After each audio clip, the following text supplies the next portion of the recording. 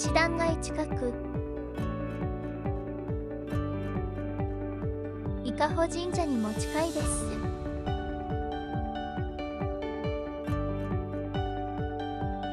伊香保温泉特有の黄金の湯、貸切風呂も充実。ホテルの紹介。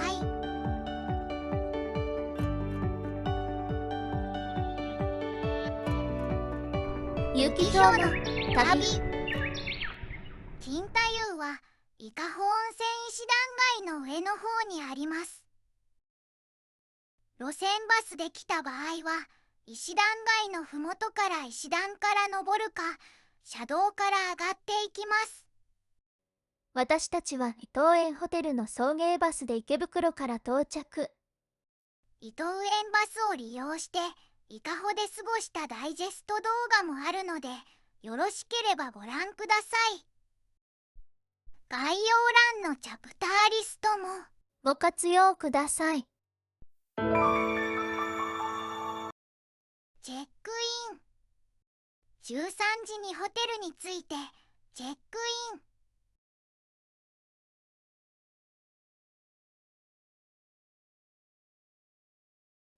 エントランスでは虎さんがお出迎え。なぜ虎がいるのでしょう。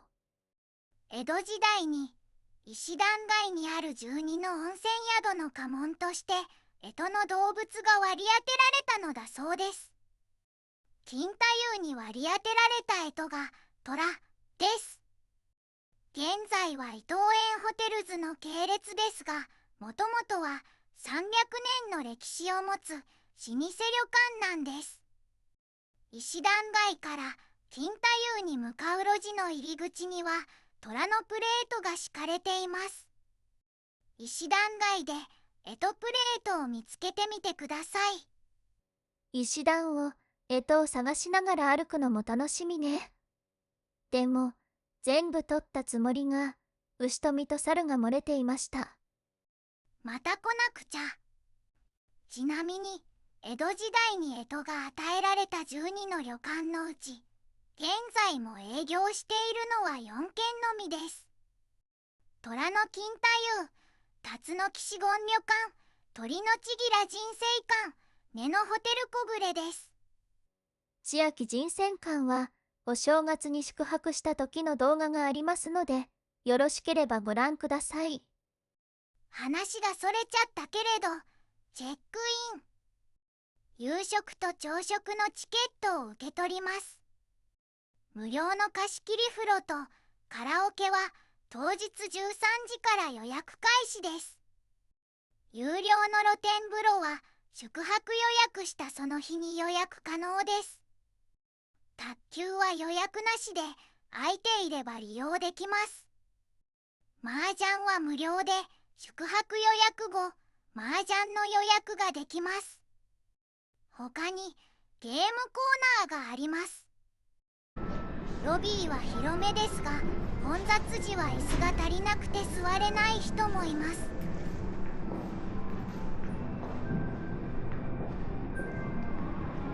右に1階の半露天風呂、左にはカラオケルーム、自販機も1階に並んでいます。壁には旅館の歴史を語る写真が飾られています。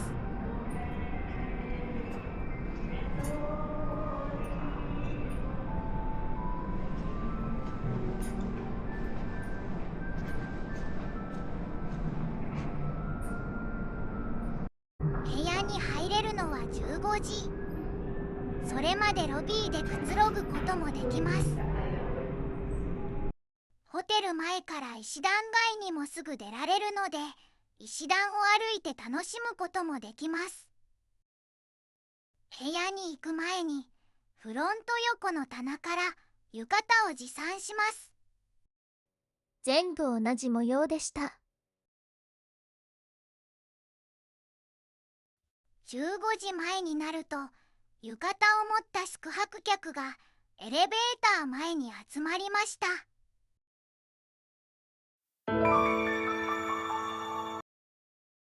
部屋。今回早めに最上階展望の部屋を予約してたのですが、間違ってキャンセルしてしまったんです。それに気づいた時にはもう普通の10畳の和室しか残っていませんでした。旅館は横にとても長く、廊下はちょっとひんやりしています。右の窓から見えるのは、そちらも江戸時代から続く老舗旅館の横手館です。あ、ここだ。昔ながらの回す鍵です。剥げたカーペットに歴史を感じます。左には押し入れとトイレ、予備の座布団などが入っています。トイレはちょっと古いけれど、ちゃんとウォシュレット。右のドアはお風呂。洗面にはハンドソープと歯ブラシ。大浴場があるので部屋のお風呂は使いませんでした。右に10人分くらいの下駄箱。社員旅行などの団体旅行流星期の面影ね。畳がボコボコです。気にしない気にしない。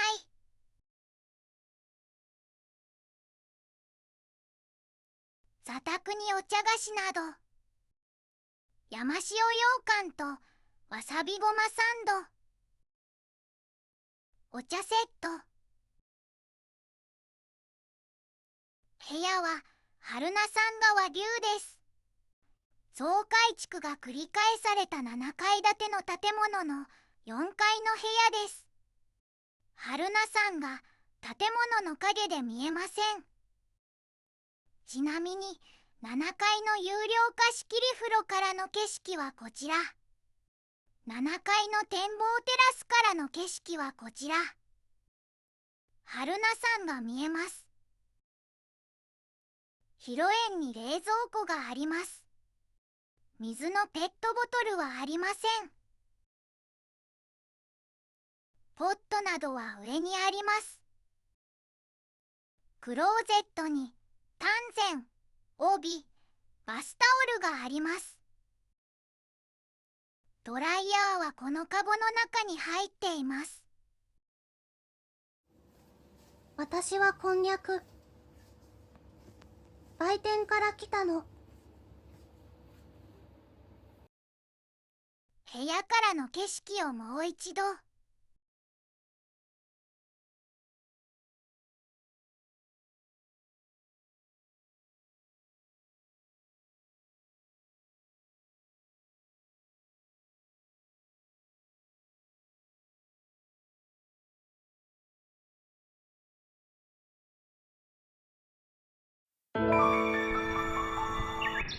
夕食ブッフェ。夕食は18時から。ブッフェ会場は7階の建物の2階です。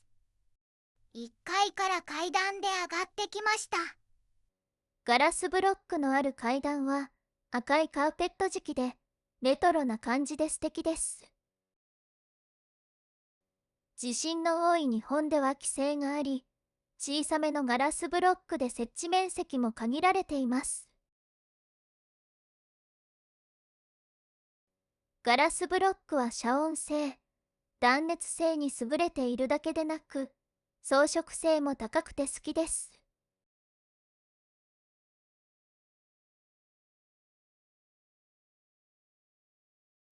右の階段の上には麻雀室があります。10分前に到着。思ったよりも並んでいませんでした。今回は冬のカニ食べ放題付きのプランです。カニプランの場合は席が決まっていて、係の人が席まで案内してくれます。カニプランの人は皆同じエリアのテーブルでした。カニは一皿食べ終わったら注文するおかわり制です。次次の冬も絶対行くわよ。カニ食べ放題プラン。他の料理も食べ放題です。お刺身もお寿司も食べ放題。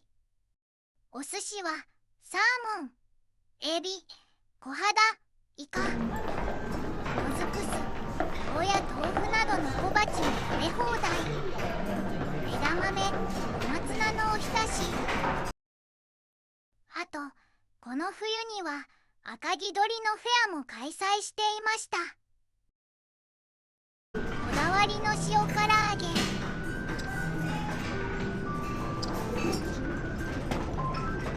鶏鍋、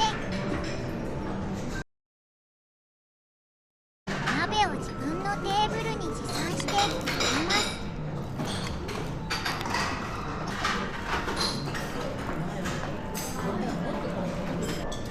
麻婆豆腐、チャーハン、八宝菜、玉こんにゃく、茶碗蒸し、さつまいもの天ぷら、ワカサギの天ぷら。ワカサギの天ぷらは補充がなくて食べられませんでした。最初カニばかり食べていたのでワカサギを食べそびれてしまいました。おそば、上州名物の切り込み。ひもかわうどんとの違いは麺に塩を入れていないことと主に煮込んで食べるところです。一口ポークシチュー、フェットチーネを自分で茹でて作る明太子クリームスパゲティ。フルーツはパインとライチ。デザートはプチシュークリーム、プリン、ティラミス、ロールケーキ。そして大人気のアイスミルクバー。宿泊客の年齢層は高いけれど20円のホームランバーが大好きだった世代よ。2025年8月に銀紙パッケージが終了になったのは残念。アイスクリームの横にはポテトフライ、たこ焼き、ししゃも、カレー、ひき肉のカレーだったかな。サラダのコーナー、ポテトサラダと海藻、レタス、ブロッコリー、コーン。日本酒の熱燗もあります。お酒も飲み放題です。私が好きなのはウイスキーのジンジャーエール割りよ。でも果実酒も大好きなのよ。日本酒の冷や酒もあります。長州の梅酢と赤城ワイン。カニは何回もごかわりしました。今回の宿泊ではカニメインだったのでお料理は少なめにとりました。ごちそうごちそうささまでし。までしたた。朝食ブッフェ。朝食は朝7時半からの1時間。夕食と同じ会場です。10分前に到着しましたが、すでに入場が始まっていました。席は自由席です。受付でもらったカードを置いておきます。納豆、温泉卵、味のり、厚焼き卵、サラミハム、湯豆腐。サラダはポテトサラダがマカロニサラダになってましたが、他は夜と同じです。普通のお味噌汁とご飯と梅干しなどのお漬物、おかゆ、さば焼き、田舎にごま昆布、なめたけ、オクラ、ひじき煮、うどん。納豆にネバネバを全部のせて混ぜて最強にするのよ。豚シューマイ、きんぴらごぼう、切り干し大根にナスポン酢、粗挽きウインナー、プレーンオムレツ、あんかけ肉団子、ガーリックポテト、フライドポテト、白身魚のフライ、丸パンと食パン、トースターとジャムなど、シリアルと牛乳、デザートはヨーグルト、トロピカルフルーツ、グレープフルーツ、コーンスープもありましたが、しじみの味噌汁はありませんでした。しじみ汁が好きなのでちょっと残念でした。蓋の閉め方ちょっと怒ってる。そんなことないわ。おほほほほ。朝はお茶やコーヒー、ソフトドリンクが飲み放題です。おいしい朝ごはんの出来上がりです。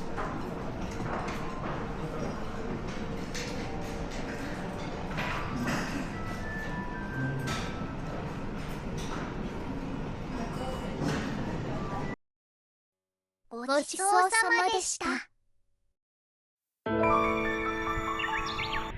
金太夫の温泉。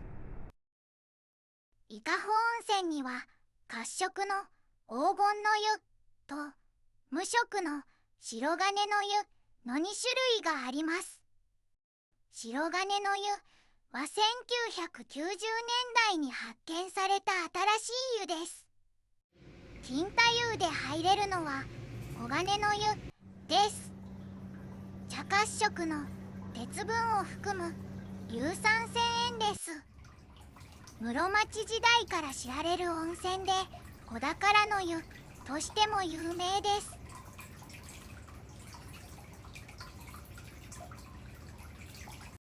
金太湯には有料のお風呂も含めて4カ所に温泉があります。7階の展望風呂、7階の有料貸し切り展望風呂、1階の半露天風呂、1階の離れにある無料貸し切り風呂、一つずつ紹介します。7階展望風呂。展望風呂に入れるのは15時から24時、翌日の5時から10時です。女湯は一番奥にあります。途中の廊下に金太夫の歴史を語る写真が飾られています。女湯の手前には林芙美子の代表作「浮雲」の一節が飾られています。浮雲からの一節。林芙美子著。伊香保は坂の多い温泉町で、その坂は路地ほどの狭さだった。湯の花の匂いがむっと鼻にくる。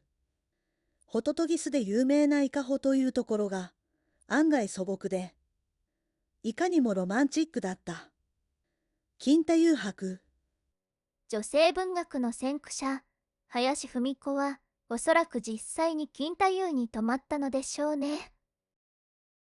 洗い場が6か所くらいのそれほど大きくない浴場です。でも他にもお風呂があるせいか混雑はありませんでした。内湯もありますが、先に露天風呂を見に行きます。女湯の露天風呂には目隠しの半透明の塀があります。背伸びをしないと榛名山などは見えません。男湯の塀の高さは女湯の半分くらいだそうです。お湯は茶褐色。この映像ではよく見えないですが、茶色い湯の花が舞っています。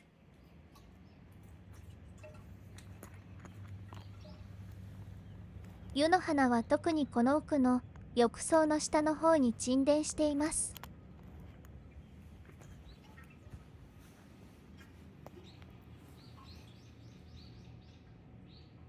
最後にまた背伸び。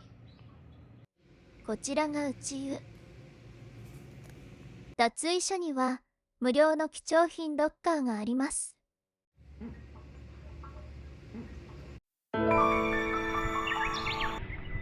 階半露天風呂。風呂に入れるのは15時から24時、翌日の5時から10時です。1階ロビーにある給水器と製氷機。この奥に温泉があります。廊下に貴重品ロッカーがあります。脱衣所はロッカーではなく、カゴ式です。こちらが販路店のお風呂。屋根があるので、隙間から空を見る感じです。ここには、ボディーソープやシャンプーなどはありません。たまたまなのかもしれないですが、初日も翌日もすごい湯気でした。無料貸し切り風呂。無料貸し切り風呂は当日の13時からフロントで予約受付が開始されます。無料貸し切り風呂は一度ホテルから出て足湯のある建物の中にあります。このお風呂に入れるのは14時半から23時10分、翌日の6時から10時40分です。利用できるのは指定された40分間です。貸し切り風呂は6個あるので比較的予約は取りやすいですが、13時にフロントに並ぶのをおすすめします。6個のうち販路店が2個、残りの4個は内湯です。販路店が人気です。フロントで鍵を受け取って貸し切り風呂に向かいます。金太湯エントランスに貸し切り風呂に行くときに履く床が置いてあります。こちらから並んでいる4つが内湯です。無駄に広いスペース。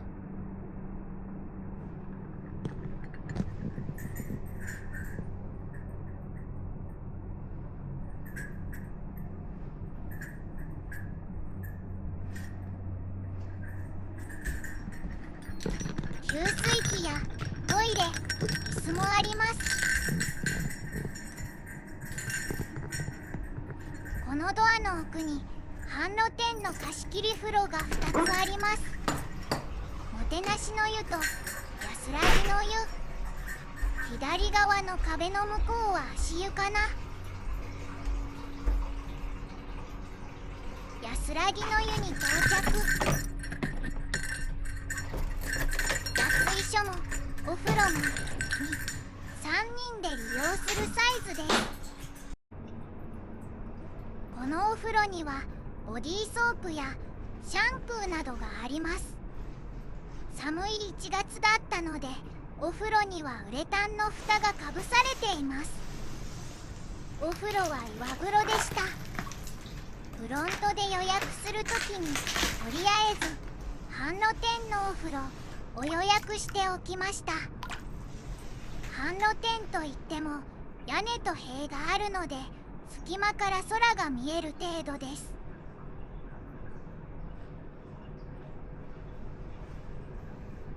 この竹垣の向こうは道です。7階有料貸し切り風呂。金太湯の有料貸し切り風呂は1時間2200円です。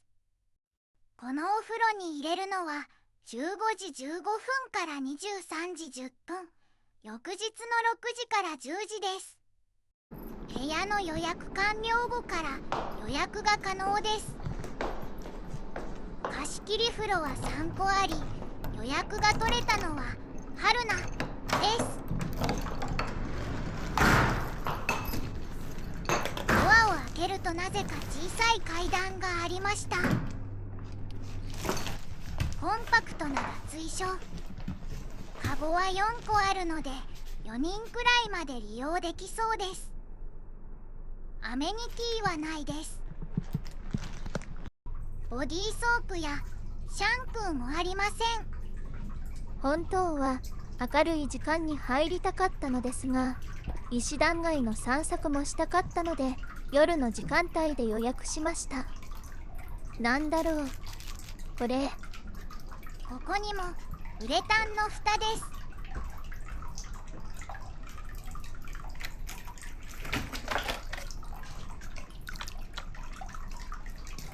7階にあり、1は春菜さんのほぼ正面なので景色が良いです。でも夜間は山々は見えません。昼間だとこんな景色を楽しめるようです。夜は伊香保の夜景を楽しめます。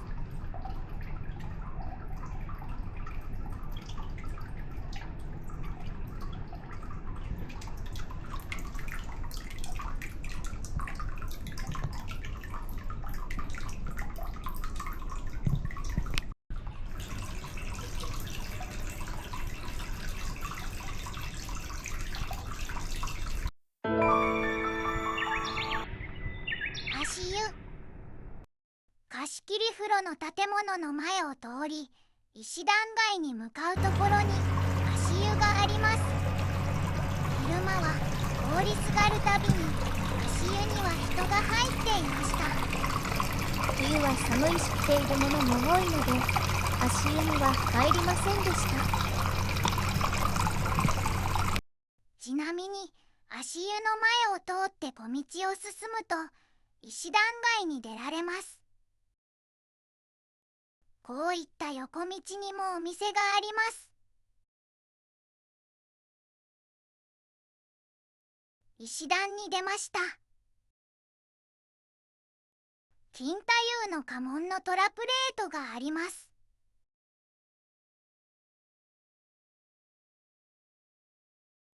石段街の散策を終えて、また足湯の前を通って金太夫に戻ります。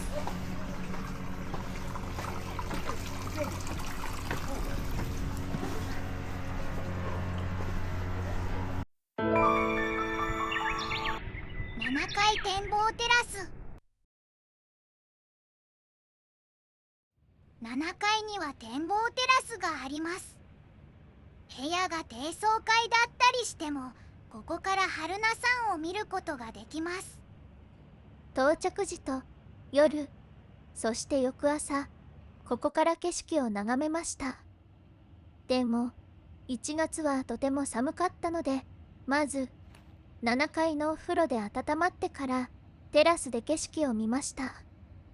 そして体が冷えたらまたお風呂に入って、それから部屋に戻りました。早朝の景色が一番綺麗だと感じました。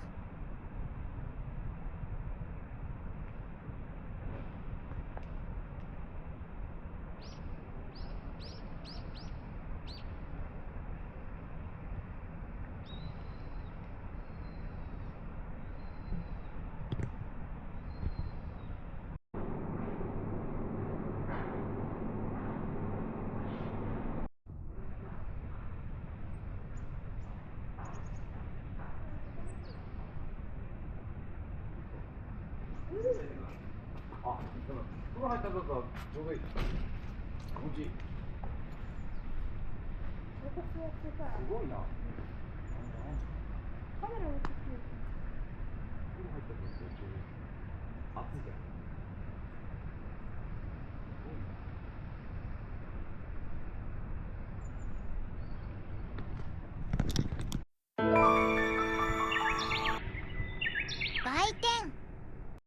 売店はフロントの横にあり、規模は大きくありません。お会計はフロントで行います。営業時間は8時から20時。規模は小さいですが、品数は豊富です。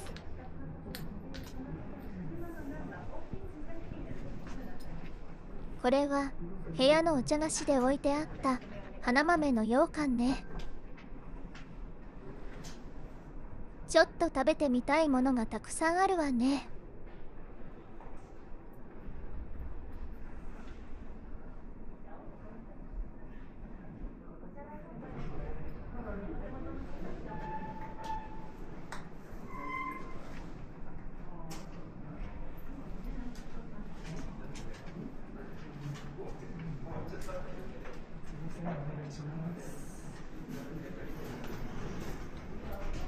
ぐんまちゃんグッズもあるのね。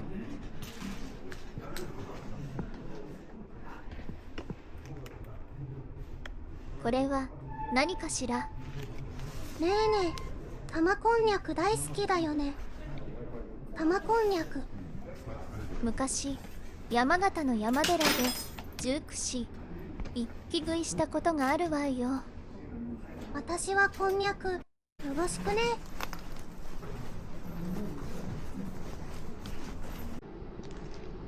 忘れていましたが、7階にも自動販売機などがありました。